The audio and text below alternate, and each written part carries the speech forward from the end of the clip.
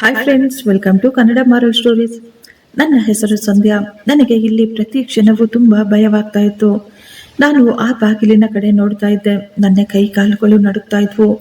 ಹತ್ತು ಹೊತ್ತು ನನ್ನ ಗಂಟಲು ಒಣಗಿ ಹೋಗಿತ್ತು. ನನಗೆ ಚೆನ್ನಾಗಿ ಗೊತ್ತಿತ್ತು, ಬಾಗಿಲಿನ ಹಿಂದೆ ಇರುವವರು ಮನುಷ್ಯರಲ್ಲ, ರಾಕ್ಷಸರು ಅಂತ. ಅವರ ಕೈಯಿಂದ ನನ್ನನ್ನು ಕಾಪಾಡುವವರು ಯಾರು ಇಲ್ಲ ಅಂತ. ಇಷ್ಟಕ್ಕೂ ನಾನು ಇಲ್ಲಿಗೆ ಹೇಗೆ ಬಂದೆ, ಯಾಕೆ ಬಂದೆ, ನನ್ನ ಜೊತೆ ಏನು ನಡೆಯಿತು, ಮುಂದೆ ನನ್ನ ಜೀವನ ಏನಾಗುತ್ತೆ? ನಾನು ಹುಟ್ಟಿದ ಕೆಲವೇ ದಿನಗಳಲ್ಲಿ ನನ್ನ ತಾಯಿ ಈ ಲೋಕವನ್ನು ಬಿಟ್ಟು ಹೊರಟು ಹೋಗಿದ್ಲು.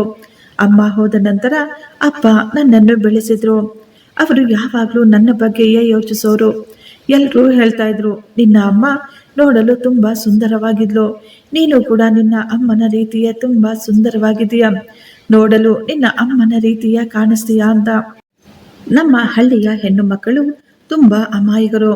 ಹಳ್ಳಿಯಲ್ಲಿ ಹೆಣ್ಣು ಮಕ್ಕಳನ್ನು ಸಾಧಾರಣವಾಗಿಯೇ ಮನೆಯಿಂದ ಹೊರಗೆ ಕಳಿಸ್ತಾ ಇರಲಿಲ್ಲ. ಆದರೆ ನನ್ನ ತಂದೆ ಮಾತ್ರ ನನ್ನ ಮೇಲೆ ಯಾವುದೇ ನಿರ್ಬಂಧಗಳನ್ನು ಹೇರಿರಲಿಲ್ಲ. ಅವರು ಯಾವಾಗಲೂ ಹೇಳ್ತಾ ಇದ್ರು, ಮಗಳೇ, ನಿನಗೆ ಹೇಗೆ ಬೇಕೋ ಹಾಗೆ ನಿನ್ನ ಜೀವನ ನಡೆಸು, ನನ್ನ ಪ್ರೀತಿಯ ಕೊನೆಯ ಗುರುತು ನೀನು, ನಿನಗೆ ಜೀವನದ ಎಲ್ಲ ಸುಖ ಸಂತೋಷ ಸಿಗಬೇಕು ಅಂತ ಅಂದುಕೊಳ್ತಾ ಇದ್ದೀನಿ ಅಂತ ಅಪ್ಪ ಯಾವಾಗಲೂ ಹೇಳ್ತಾ ಇದ್ರು. ನನಗೆ ಅಕ್ಕ ತಂಗಿಯರು, ಅಣ್ಣ ತಮ್ಮಂದಿರು ಅಂತ ಯಾರೂ ಇರಲಿಲ್ಲ. ಅಮ್ಮ ಹೋದ ನಂತರ ಅಪ್ಪ ಎರಡನೆಯ ಮದುವೆ ಕೂಡ ಮಾಡಿಕೊಳ್ಳಲಿಲ್ಲ. ನಾನು ಎಷ್ಟೋ ಬಾರಿ ಅಪ್ಪನಿಗೆ ಹೇಳಿದೆ, ಅಪ್ಪ ನೀವು ಇನ್ನೊಂದು ಮದುವೆ ಮಾಡ್ಕೊಳ್ಳಿ, ನನಗೆ ಯಾವುದೇ ರೀತಿಯ ಅಭ್ಯಂತರವಿಲ್ಲ ಅಂತ. ಆಗ ಅಪ್ಪ ಹೇಳ್ತಾ ಇದ್ರು, ಮಗಳೇ, ಅವಳ ನಂತರ ನನ್ನ ಜೀವನದಲ್ಲಿ ಇನ್ನು ಯಾರಿಗೂ ಆ ಸ್ಥಾನ ಇಲ್ಲ. ಈಗ ನನ್ನ ಜೀವನದಲ್ಲಿ ನನ್ನ ಮಗಳೇ ನನಗೆ ಎಲ್ಲವೂ, ನನಗೆ ಯಾರ ಅವಶ್ಯಕತೆ ಕೂಡ ಇಲ್ಲ ಅಂತ ಹೇಳ್ತಾ ಇದ್ರು. ನನಗೆ ಯಾವಾಗಲೂ ಅಪ್ಪನದ್ದೇ ಚಿಂತೆಯಾಗಿರ್ತಾ ಇತ್ತು.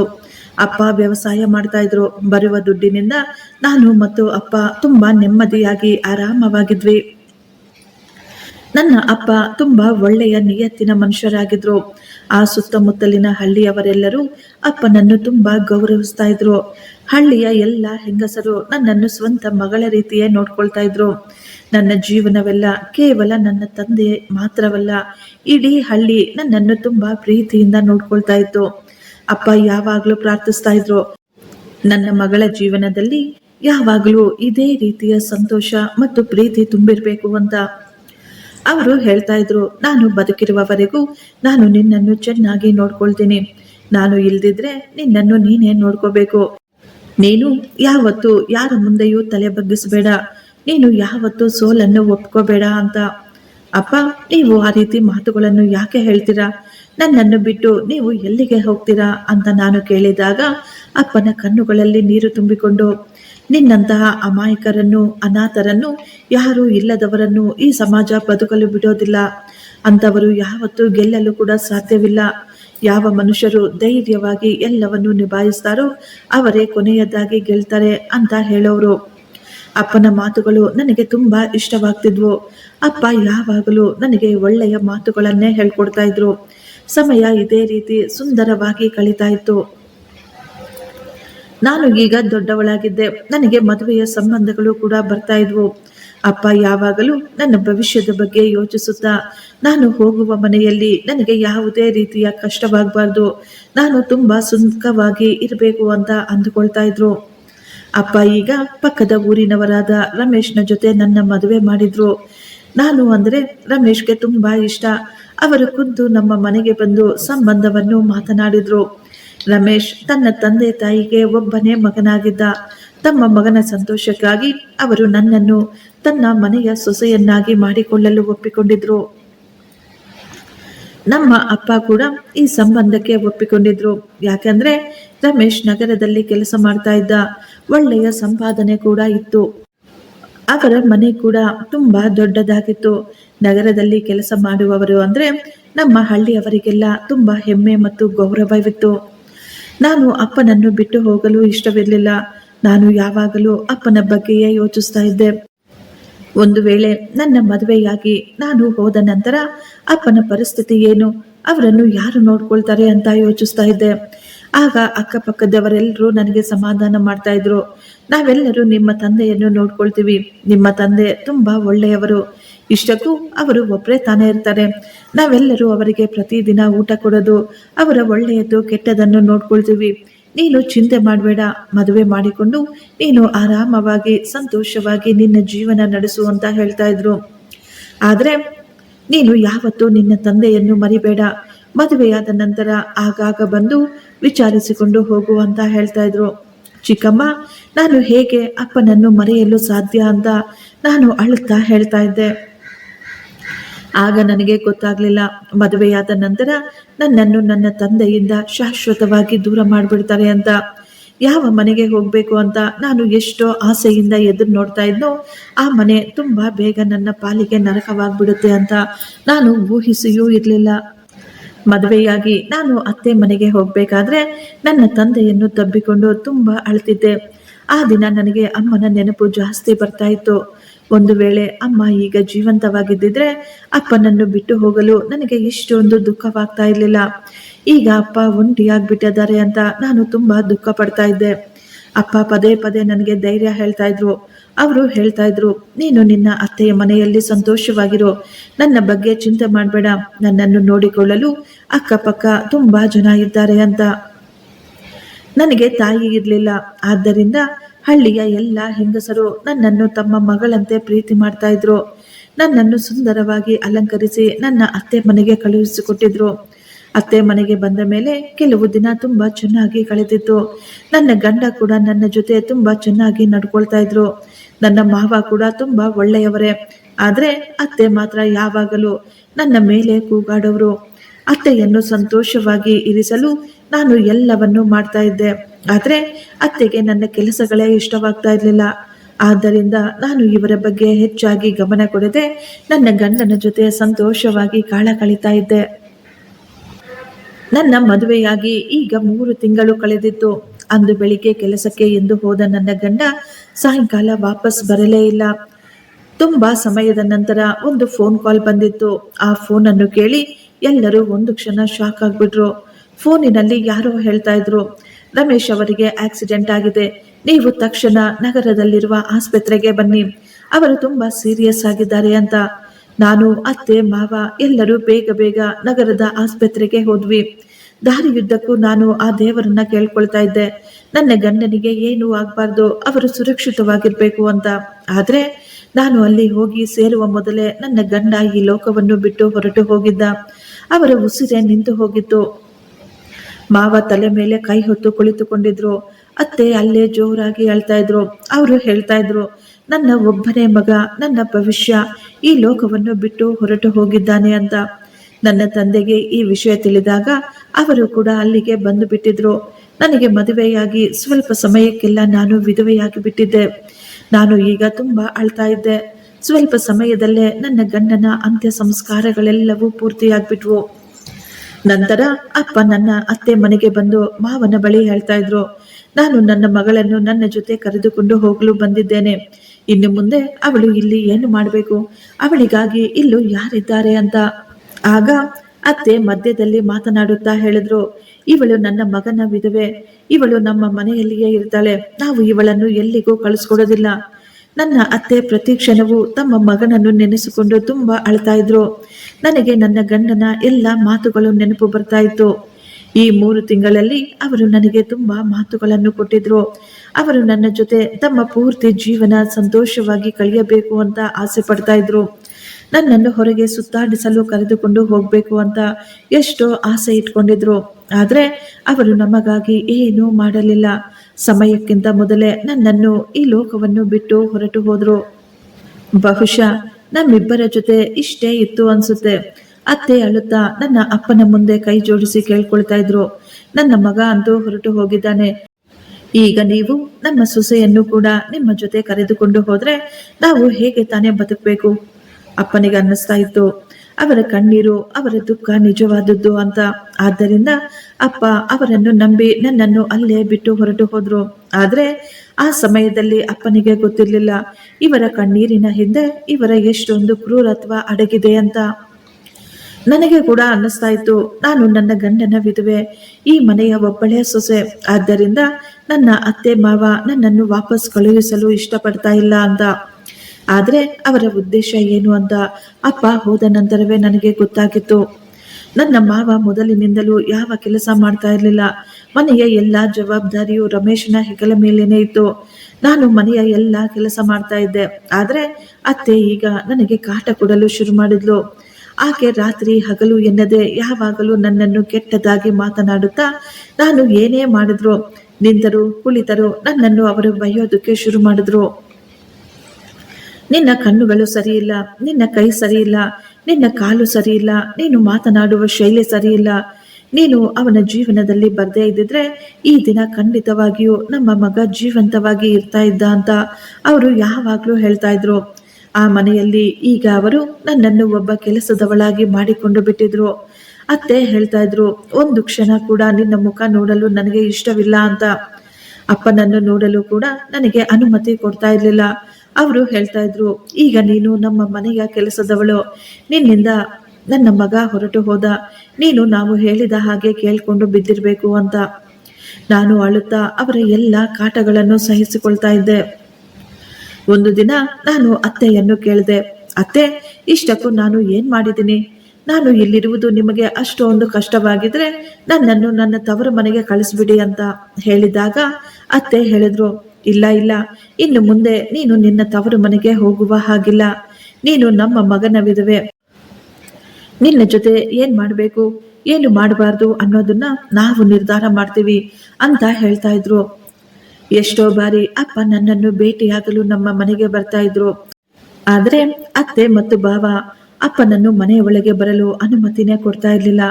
ಅವರು ಯಾವಾಗ್ಲೂ ಹೇಳ್ತಾ ಇದ್ರು, ನಮ್ಮ ಸೊಸೆ ಮಲಗಿದ್ದಾಳೆ, ಅವಳಿಗೆ ನಿಮ್ಮನ್ನು ಭೇಟಿಯಾಗಲು ಇಷ್ಟವಿಲ್ಲ ಅಂತ. ಎಲ್ಲ ಕೆಲಸ ಮುಗಿಸಿ ಮಲಗಲು ನಾನು ನನ್ನ ರೂಮ್ಗೆ ಹೋದಾಗ ನಾನು ನನ್ನ ಗಂಡನನ್ನು ತುಂಬಾ ನೆನೆಸಿಕೊಂಡು ಕಣ್ಣೀರು ಹಾಕ್ತಾ ಇದ್ದೆ. ನಾನು ಅಂದುಕೊಳ್ತಾ ಇದ್ದೆ, ಒಂದು ವೇಳೆ ಅವರು ಈಗ ಜೀವಂತವಾಗಿದ್ದಿದ್ರೆ ನನ್ನ ಜೊತೆ ಇದೆಲ್ಲವೂ ನಡೀತಾ ಇರಲಿಲ್ಲ ಅಂತ. ಈಗ ಆ ಮನೆಯಲ್ಲಿ ನನಗೂ ಮನೆಯಲ್ಲಿರುವ ವಸ್ತುಗಳಿಗೂ ಯಾವುದೇ ರೀತಿಯ ವ್ಯತ್ಯಾಸ ಇರಲಿಲ್ಲ. ಅವಶ್ಯಕತೆ ಬಿದ್ದಾಗ ನಮ್ಮನ್ನು ಬಳಸಿಕೊಳ್ತಾ ಇದ್ರು, ನಂತರ ನಮ್ಮನ್ನು ಮೂಲೆ ಗುಂಪು ಮಾಡ್ತಾ ಇದ್ರು. ಇತ್ತೀಚೆಗೆ ಅತ್ತೆ ನನಗೆ ಹೊಟ್ಟೆ ತುಂಬಾ ಊಟ ಕೂಡ ಕೊಡ್ತಾ ಇರ್ಲಿಲ್ಲ. ಅವರು ಹೇಳ್ತಾ ಇದ್ರು, ನಿನ್ನ ಗಂಡ ಈಗ ಜೀವಂತವಾಗಿಲ್ಲ, ನಿನಗೆ ಊಟ ಹಾಕಲು ನಮ್ಮ ಹೊಟ್ಟೆ ತುಂಬಿಸಿಕೊಳ್ಳಲೆ ನಾವು ಏನೇನು ಪಾಡು ಪಡ್ತಾ ಇದೀವಿ ಅಂತ ನಿನಗೇನು ಗೊತ್ತು? ಒಮ್ಮೆ ಅಪ್ಪನಿಗೆ ತುಂಬಾ ಹುಷಾರಿರ್ಲಿಲ್ಲ. ಅವರು ನನ್ನನ್ನು ನೋಡಬೇಕು ಅಂತ ಪದೇ ಪದೇ ಕೇಳ್ತಾ ಇದ್ರು. ಆದ್ರೆ ಅತ್ತೆ ಮತ್ತು ಮಾವ ಅಪ್ಪನನ್ನು ನೋಡಿಕೊಂಡು ಬರಲು ನನ್ನನ್ನು ಕಳಿಸ್ಕೊಡ್ಲೇ ಇಲ್ಲ. ಅಪ್ಪ ನನ್ನ ಕೊರಗಿನಲ್ಲಿಯೇ ಈ ಲೋಕವನ್ನು ಬಿಟ್ಟು ಹೊರಟು ಹೋದ್ರು. ನಾನು ಆ ದಿನ ಅಡಿಗೆ ಮನೆಯಲ್ಲಿ ಕೆಲಸ ಮಾಡ್ತಾ ಇದ್ದೆ. ಆಗ ಅತ್ತೆ ಅಡಿಗೆ ಮನೆಯೊಳಗೆ ಬಂದು, ನಡಿ, ನಿನ್ನ ಅಪ್ಪ ಸತ್ತು ಹೋಗಿದ್ದಾನೆ, ಹೋಗಿ ಕೊನೆಯ ಬಾರಿ ಅವನ ಮುಖವನ್ನು ನೋಡಿಕೊಂಡು ಬರೋಣ ಅಂತ ಹೇಳಿದ್ರು. ಈ ಸುದ್ದಿ ತಿಳಿದು ನಾನು ತುಂಬಾ ಅಳ್ತಾ ಇದ್ದೆ. ನನ್ನ ಅತ್ತೆ ನನ್ನನ್ನು ನನ್ನ ತವರು ಮನೆಗೆ ಕರೆದುಕೊಂಡು ಹೋದ್ರು. ಅಪ್ಪನ ಅಂತ್ಯ ಸಂಸ್ಕಾರ ಮುಗಿದ ನಂತರ ಅವರು ಬಲವಂತವಾಗಿ ನನ್ನನ್ನು ತಮ್ಮ ಮನೆಗೆ ಕರೆದುಕೊಂಡು ಬಂದಿದ್ರು. ನಾನು ಇನ್ನು ನನ್ನ ಗಂಡನ ಸಾವಿನ ದುಃಖದಿಂದ ಹೊರಗೆ ಬಂದಿರಲಿಲ್ಲ. ಅಷ್ಟರಲ್ಲೇ ನನ್ನ ಪ್ರೀತಿಯ ತಂದೆ ಕೂಡ ಈ ಲೋಕವನ್ನು ನನ್ನನ್ನು ಬಿಟ್ಟು ಹೊರಟು ಹೋಗಿದ್ರು. ನನಗನ್ನಿಸ್ತಾ ಇತ್ತು, ಇನ್ನು ಮುಂದೆ ನನ್ನ ಜೀವನ ಇನ್ನೂ ಹೆಚ್ಚು ನರಕವಾಗಿ ಮಾರ್ಪಾಟಾಗುತ್ತೆ ಅಂತ.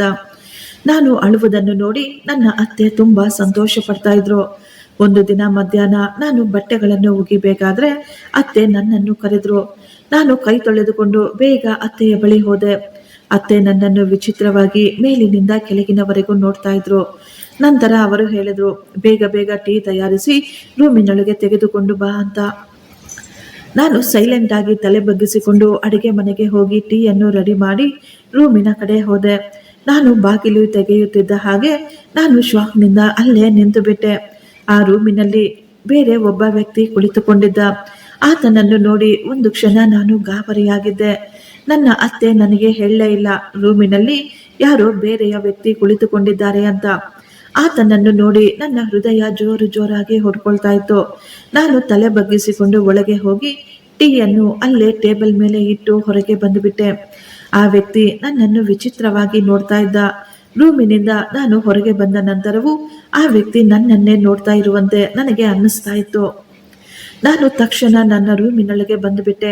ಆದರೆ ಈಗಲೂ ನನಗೆ ತುಂಬಾ ಭಯವಾಗ್ತಾ ಇತ್ತು.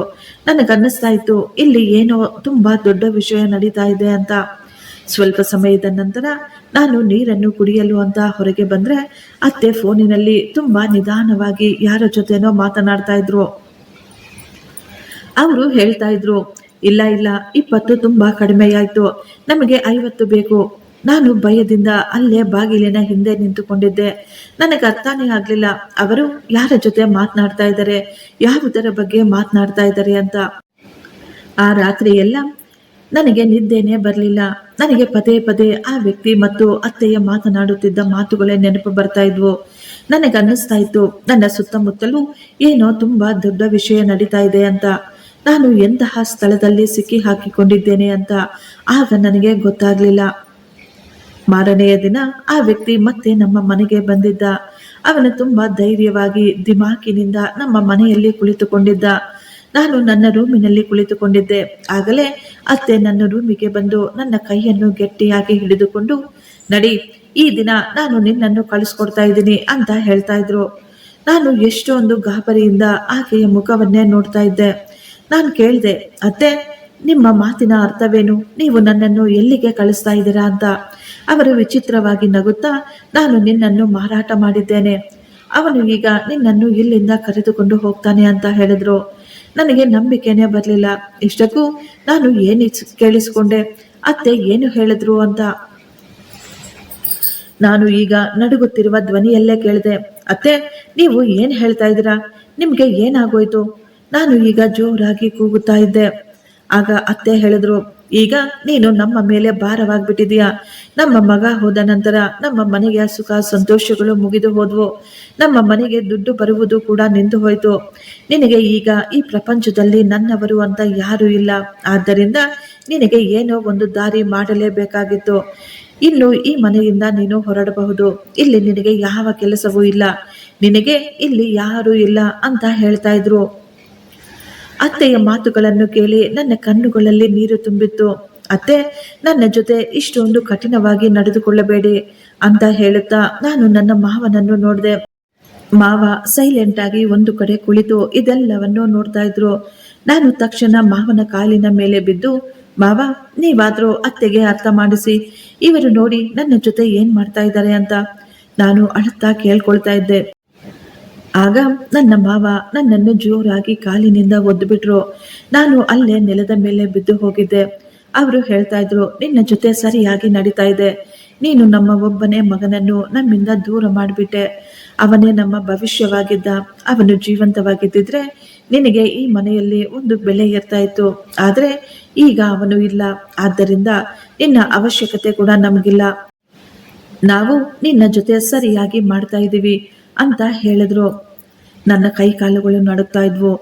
ನನಗೆ ಇವರು ಈ ರೀತಿ ಮಾಡಬಹುದು ಅಂತ ನಾನು ಸ್ವಲ್ಪ ಕೂಡ ಊಹಿಸಿರ್ಲಿಲ್ಲ. ನಾನು ಸತತವಾಗಿ ಅಳ್ತಾನೆ ಇದ್ದೆ.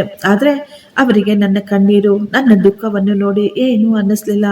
ನಾನು ಹೊರಗೆ ಬರದೇ ಇರುವುದನ್ನು ನೋಡಿದ ಅತ್ತೆ ಈಗ ಆತನನ್ನೇ ನನ್ನ ರೂಮಿನ ಒಳಗೆ ಕರೆದ್ರು. ಆ ವ್ಯಕ್ತಿ ತುಂಬಾ ಕೋಪವಾಗಿ ರೂಮಿನ ಒಳಗೆ ಬಂದಿದ್ದ. ನಾನು ಭಯದಿಂದ ಹಿಂದೆ ಹಿಂದೆ ಸರಿತಾ ಇದ್ದೆ. ಆದ್ರೆ ಅತ್ತೆ ನನ್ನ ಕೈಯನ್ನು ಜೋರಾಗಿ ಹಿಡಿದುಕೊಂಡು ಅವರು ಈಗ ಬಲವಂತವಾಗಿ ನನ್ನ ಕೈ ಕಾಲುಗಳನ್ನು ಕಟ್ಟಿ ಹಾಕಿದ್ರು. ನಾನು ಜೋರಾಗಿ ಕಿರುಚುತ್ತಾ ಅಳ್ತಾ ಇದ್ದೆ. ನಾನು ಇಲ್ಲಿಂದ ತಪ್ಪಿಸಿಕೊಳ್ಳಲು ಪ್ರಯತ್ನಿಸ್ತಾ ಇದ್ದೆ.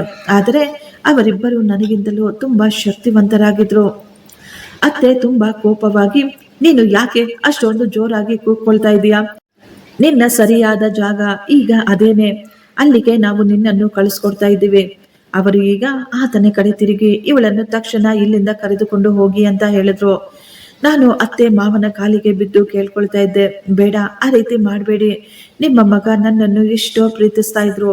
ಅವರು ಜೀವಂತವಾಗಿದ್ದಿದ್ರೆ ಈ ದಿನ ನನ್ನ ಜೊತೆ ಈ ರೀತಿ ಏನೂ ನಡೀತಾ ಇರ್ಲಿಲ್ಲ ಅಂತ ಹೇಳಿದಾಗ, ಹೌದು, ನೀನು ಹೇಳ್ತಾ ಇರೋದು ಸತ್ಯ. ನಮ್ಮ ಮಗ ಜೀವಂತವಾಗಿ ಇದ್ದಿದ್ರೆ ಬಹುಶಃ ನಾವು ನಿನ್ನ ಜೊತೆ ಈ ರೀತಿ ಮಾತಾಡ್ತಾ ಇರ್ಲಿಲ್ಲ.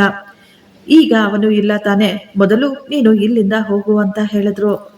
ಅತ್ತೆ, ದಯವಿಟ್ಟು ಆ ರೀತಿ ಮಾಡಬೇಡಿ. ನಾನು ಇಲ್ಲಿಂದ ಎಲ್ಲೂ ಹೋಗೋದಿಲ್ಲ. ನಾನು ಇಲ್ಲೇ ಇರ್ತೀನಿ, ನಾನು ಯಾರಿಗೂ ಏನೂ ಹೇಳೋದಿಲ್ಲ, ಜೀವನವೆಲ್ಲ ನಿಮ್ಮ ಮನೆಯಲ್ಲಿ ಕೆಲಸದವಳಾಗಿ ಕೆಲಸ ಮಾಡಿಕೊಂಡು ನಿಮ್ಮ ಸೇವೆ ಮಾಡ್ತೀನಿ ಅಂತ ಹೇಳ್ತಾ ಇದ್ದೆ. ಆದರೆ ಯಾರು ನನ್ನ ಮಾತನ್ನು ಕೇಳಿಸಿಕೊಳ್ಳಲಿಲ್ಲ. ಆ ವ್ಯಕ್ತಿ ಬಲವಂತವಾಗಿ ನನ್ನನ್ನು ಅಲ್ಲಿಂದ ಎತ್ತಿಕೊಂಡು ಹೋದ. ನಾನು ಬಾಗಿಲಿನ ಕಡೆ ತಿರುಗಿ ಅತ್ತೆ ಮಾವನನ್ನೇ ನೋಡ್ತಾ ಇದ್ದೆ. ಬಹುಶಃ ಅವರ ಮನಸ್ಸು ಕರಗಬಹುದು ಅಂತ. ಈ ಮನೆಗೆ ಸೊಸೆಯಾಗಿ ಕಾಲಿಟ್ಟ ನಾನು ಈಗ ಒಂದು ವಸ್ತುವಿನ ರೀತಿ ವ್ಯಾಪಾರವಾಗಿ ಹೊರಟು ಹೋಗ್ತಾ ಇದ್ದೆ. ನನ್ನ ಅತ್ತೆ ಮಾವ ನನ್ನನ್ನು 50 ಲಕ್ಷ ರೂಪಾಯಿಗಳಿಗೆ ಆತನಿಗೆ ಮಾರಾಟ ಮಾಡಿದ್ರು. ಆತ ಈಗ ನನ್ನನ್ನು ಎತ್ತಿಕೊಂಡು ತನ್ನ ಜೀಪಿನಲ್ಲಿ ಬಿಸಾಕ್ದ. ನನ್ನ ತಲೆಗೆ ಜೋರಾಗಿ ಪೆಟ್ಟು ಬಿದ್ದಿತ್ತು. ಗಾಡಿ ಅಲ್ಲಿಂದ ಮುಂದೆ ಸಾಗಿತ್ತು. ನಾನು ಅಳ್ತಾನೆ ಇದ್ದೆ.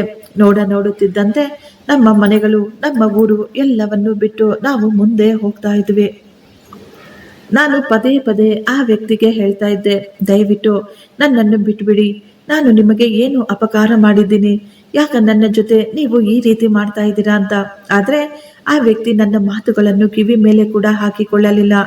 ನಾನು ಎಷ್ಟೇ ಅಳ್ತಾ ಇದ್ರು, ಎಷ್ಟೇ ಕೇಳಿಕೊಳ್ತಾ ಇದ್ರು, ಆ ವ್ಯಕ್ತಿಗೆ ಏನು ಅನ್ನಿಸ್ಲೇ ಇಲ್ಲ.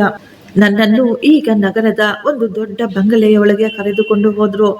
ಗಾಡಿ ಆ ದೊಡ್ಡ ಮನೆಯ ಮುಂದೆ ನಿಂತಾಗ ನನ್ನ ಹೃದಯ ಜೋರಾಗಿ ಹೊಡ್ಕೊಳ್ತಾ ಇತ್ತು. ಹೊರಗೆ ತುಂಬಾ ಕತ್ತಲಾಗಿತ್ತು.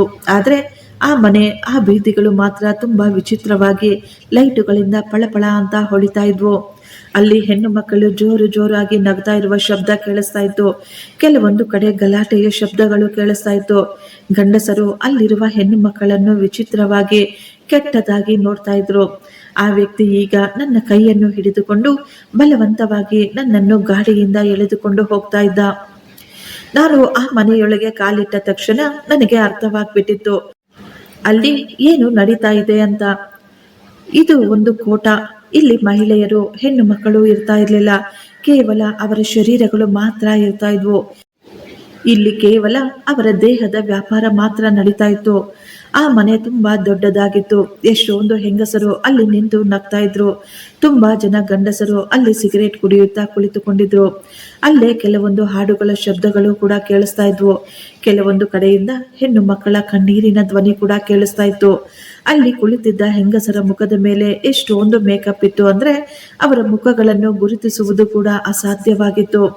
ಕೆಲವೊಂದು ಮಹಿಳೆಯರು ಜೋರಾಗಿ ನಗ್ತಾ ಇದ್ರೆ, ಇನ್ನು ಕೆಲವರು ಮೌನವಾಗಿ ತಲೆ ಬಗ್ಗಿಸಿಕೊಂಡು ಕುಳಿತಿರ್ತಾ ಇದ್ರು. ಆ ವ್ಯಕ್ತಿ ಈಗ ನನ್ನನ್ನು ಮಾಡಿ ಮೇಲೆ ಕರೆದುಕೊಂಡು ಹೋದ. ಅಲ್ಲಿ ಒಂದು ರೂಮಿನ ಬಾಗಿಲನ್ನು ತೆಗೆದು ನನ್ನನ್ನು ರೂಮಿನ ಒಳಗೆ ತಳ್ಳಿಬಿಟ್ಟ. ಆ ರೂಮಿನ ಒಳಗೆ ಒಬ್ಬ ಮಹಿಳೆ ಕುಳಿತುಕೊಂಡಿದ್ಲು. ಆಕೆಯ ವಯಸ್ಸು ಸುಮಾರು 50 ವರ್ಷ ಇರಬಹುದು. ಆಕೆ ಆ ದೊಡ್ಡ ಮಂಚದ ಮೇಲೆ ಕುಳಿತು ಬೀಡ ತಿಂತಾ ಇದ್ಲು. ಆ ವ್ಯಕ್ತಿ ಹೇಳ್ದ, ಅಕ್ಕ, ಮಾಲನ್ನು ತೆಗೆದುಕೊಂಡು ಬಂದಿದ್ದೇನೆ. ಆ ಮಹಿಳೆ ನನ್ನನ್ನು ನೋಡಿದ ತಕ್ಷಣ ಆಕೆ ಒಂದು ಕ್ಷಣ ಶಾಕ್ ಆಗ್ಬಿಟ್ಟಿದ್ರು. ಆಕೆ ತಕ್ಷಣ ತನ್ನ ಸ್ಥಳದಿಂದ ಎದ್ದು ನನ್ನ ಬಳಿ ಬಂದು, ನಿನಗೇನಾದ್ರೂ ಬುದ್ಧಿ ಇದೆಯೇನೋ?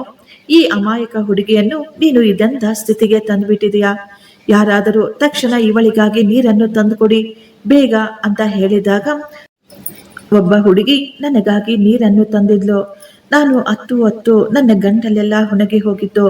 ನಾನು ಭಯದಿಂದ ನಡುತ್ತಾ ಇದ್ದೆ. ಆ ಮಹಿಳೆ ತನ್ನ ಕೈಯಾರೆ ನನಗೆ ನೀರನ್ನು ಕೊಟ್ಟಿದ್ಲು. ನಾನು ಎಷ್ಟೋ ಕಷ್ಟಪಟ್ಟು ಸ್ವಲ್ಪ ನೀರನ್ನು ಕುಡಿದೆ. ಆ ಮಹಿಳೆ ಈಗ ನನ್ನನ್ನು ವಿಚಿತ್ರವಾಗಿ ನೋಡ್ತಾ ಇದ್ಲು. ರಾಕೇಶ್, ನೀನು ಒಳ್ಳೆ ಮಾಲು ತೆಗೆದುಕೊಂಡು ಬಂದಿದ್ದೀಯಾ, ಆದ್ರೆ ನಿಂಗೆ ಸ್ವಲ್ಪ ಕೂಡ ಬುದ್ಧಿ ಜ್ಞಾನ ಇಲ್ಲ ಕಣೋ. ಇವಳ ಮೈ ಮೇಲೆ ಏನಾದ್ರೂ ಗೆರೆಗಳು, ಏಟುಗಳು ಆಗಿದ್ದಿದ್ರೆ ಆಗ ಇವಳು ನಮಗೆ ಯಾವುದೇ ಕೆಲಸಕ್ಕೆ ಬರ್ತಾ ಇರ್ಲಿಲ್ಲ. ಆಕೆಯ ಮಾತು ಕೇಳಿ ನನಗೆ ಇನ್ನೂ ಭಯ ಹೆಚ್ಚಾಯಿತು. ಆಕೆ ನನ್ನ ಬಗ್ಗೆ ಹೇಗೆ ಮಾತನಾಡ್ತಾ ಇದ್ಲು ಅಂದ್ರೆ, ನಾನು ಒಬ್ಬ ಮನುಷ್ಯಳೇ ಅಲ್ಲ, ಯಾವುದೋ ಪ್ರಾಣಿ ಇದ್ದ ಹಾಗೆ ನನಗೆ ಬೆಲೆಯನ್ನು ಕಟ್ತಾ ಇದ್ಲು. ನಾನು ಅಳುತ್ತಾ ಕೇಳಿಕೊಳ್ತಾ ಇದ್ದೆ, ಅಕ್ಕ, ದಯವಿಟ್ಟು ನನ್ನನ್ನು ಬಿಟ್ಬಿಡಿ, ನನ್ನನ್ನು ಇಲ್ಲಿ ಯಾಕೆ ಕರೆದುಕೊಂಡು ಬಂದಿದ್ದೀರಾ ಅಂತ. ಆಕೆ ನಗು ತುಂಬಾ ಭಯಂಕರವಾಗಿತ್ತು. ಆಕೆ ನಗುತ್ತಲೇ ಹೇಳ್ತಾ ಇದ್ಲು, ನಿನ್ನ ಕೆಲಸ ಇಲ್ಲೇ ಇದೆ, ನಿನಗೆ ಅಲ್ದಿದ್ರೆ ಇನ್ನು ಯಾರಿಗೆ ಇರೋಕೆ ಸಾಧ್ಯ? ಆಗಲೇ ರಾಕೇಶ್ ಹೇಳ್ದ, ಅಕ್ಕ, ಇವಳು ತುಂಬಾ ನಾಟಕ ಮಾಡ್ತಾ ಇದ್ದಾಳೆ. ಆಕೆ ಈಗ ನನ್ನನ್ನು ನೆಲದ ಮೇಲಿಂದ ಎಬ್ಬಿಸಿ, ನೀನು ತುಂಬಾ ಅದೃಷ್ಟವಂತೆ, ನೋಡಲು ಎಷ್ಟೊಂದು ಸುಂದರವಾಗಿದೆಯಾ. ಈ ನಿನ್ನ ಸೌಂದರ್ಯವನ್ನು ಉಪಯೋಗಿಸಿಕೊಂಡು ನಾನು ನಿನ್ನ ಜೀವನವನ್ನೇ ಬದಲಾಯಿಸಿಬಿಡ್ತೀನಿ ಅಂತ ಹೇಳಿ ಜೋರಾಗಿ ನಗ್ತಾ ಇದ್ರು. ಆಕೆ ರಾಕೇಶ್ಗೆ ಹೇಳ್ತಾ ಇದ್ಲು, ಮಾಲು ಸೂಪರ್ ಆಗಿದೆ, ಇನ್ನು ಫ್ರೆಶ್ ಇದ್ದ ಹಾಗೆ ಬೇರೆ ಇದೆ. ಇವಳನ್ನು ಮೇಲೆ ಯಾವುದಾದರೂ ರೂಮ್ನಲ್ಲಿ ಬಚ್ಚಿಡು, ಇವಳು ಯಾರಿಗೂ ಕಾಣಿಸಬಾರ್ದು. ಆ ದೊಡ್ಡ ಸಾಹುಕಾರ ಬಂದಾಗ ಮೊದಲು ಅವನ ಮುಂದೆ ತೋರಿಸೋಣ, ಅವರು ಇವಳಿಗೆ ಸರಿಯಾದ ರೇಟ್ ಕೊಡ್ತಾರೆ. ಈ ಮಾತುಗಳನ್ನು ಕೇಳಿದ ತಕ್ಷಣ ನನ್ನ ಕಾಲುಗಳಲ್ಲಿದ್ದ ಶಕ್ತಿ ಕಳೆದು ಹೋದಂತೆ ಆಗಿತ್ತು. ನಾನು ತಕ್ಷಣ ಆಕೆಯ ಕಾಲಿಗೆ ಬಿದ್ದು ಕೇಳ್ಕೊಂಡೆ, ಅಕ್ಕ, ದಯವಿಟ್ಟು ನನ್ನನ್ನು ಬಿಟ್ಬಿಡಿ. ಅಣ್ಣ, ದಯವಿಟ್ಟು ನನ್ನನ್ನು ಕಳುಹಿಸಿಬಿಡಿ ಅಂತ. ಆದ್ರೆ ಅವರ ಮುಖಗಳ ಮೇಲೆ ಯಾವುದೇ ರೀತಿಯ ಕರುಣೆ ಅನ್ನೋದೇ ಇರಲಿಲ್ಲ. ಅವರಿಗೆ ಇದೆಲ್ಲವೂ ಮಾಮೂಲಿಯ ಕಥೆ ಆಗ್ಬಿಟ್ಟಿತ್ತು. ಪ್ರತಿ ಹೆಣ್ಣು ಮಕ್ಕಳು ಇಲ್ಲಿ ಇದೇ ರೀತಿ ಅಳುತ್ತಾ ಕೇಳಿಕೊಳ್ತಾ ಇದ್ರು. ಆಗಲೇ ಆ ಮಹಿಳೆ ಹೇಳಿದ್ರು, ಇವಳನ್ನು ತಕ್ಷಣ ಒಳಗೆ ಕರೆದುಕೊಂಡು ಹೋಗು ಅಂತ. ರಾಕೇಶ್ ನನ್ನ ಕೈಯನ್ನು ಗಟ್ಟಿಯಾಗಿ ಹಿಡಿದುಕೊಂಡು ನನ್ನನ್ನು ಎಳೆಯುತ್ತಾ ಅಲ್ಲಿಂದ ಒಂದು ರೂಮಿಗೆ ಕರೆದುಕೊಂಡು ಹೋದ. ನಾನು ಅಳುತ್ತಿದ್ರೆ ಅಲ್ಲಿ ಕೆಲವು ಹೆಣ್ಣು ಮಕ್ಕಳು ನನ್ನನ್ನು ನೋಡ್ತಾ ಇದ್ರು. ಅಲ್ಲಿ ಕೆಲವು ಹೆಣ್ಣು ಮಕ್ಕಳ ಕಣ್ಣುಗಳಲ್ಲಿ ನೀರಿದ್ರೆ ಕೆಲವರು ತುಂಬಾ ಹೆದರಿಕೊಂಡಿದ್ರು. ಅವರನ್ನು ಕೂಡ ನನ್ನಂತೆಯೇ ಯಾವತ್ತೋ ಇಲ್ಲಿಗೆ ಕರೆತಂದಿರಬಹುದು.